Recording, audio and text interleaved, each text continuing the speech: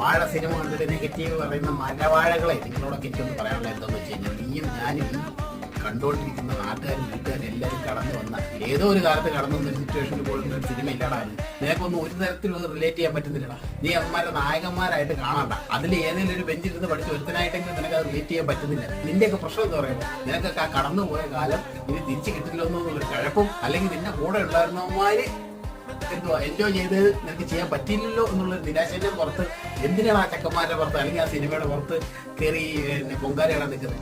ഇനിയിപ്പോ നിനക്ക് അത്ര പൊങ്കാല ഇട്ടോ എന്ന് പറഞ്ഞെങ്കിൽ ഈ വീഡിയോയുടെ താഴെ പൊങ്കാല ഇട്ടോടാ. ഞാനൊന്നും വരലോട്ടാ, നീക്ക പൊങ്കാല ഇട്ടിട്ട് പൊളിയോ പൊങ്കാലയിടോ എന്ത് വേണമെങ്കിലും ആയിരിക്കും, കുഴപ്പമില്ല. പക്ഷെ ആ സിനിമ എനിക്കും എന്റെ കൂട്ടുകാർക്കും ഒരുപാട് റിലേറ്റ് ചെയ്യാൻ പറ്റുന്നതാണ്. എനിക്ക് അറിയാവുന്നവർക്ക് ഒരുപാട് റിലേറ്റ് ചെയ്യാൻ പറ്റുന്ന സിനിമയാണ്. വെറുതെ നെഗറ്റീവ് അടിക്കരുത്.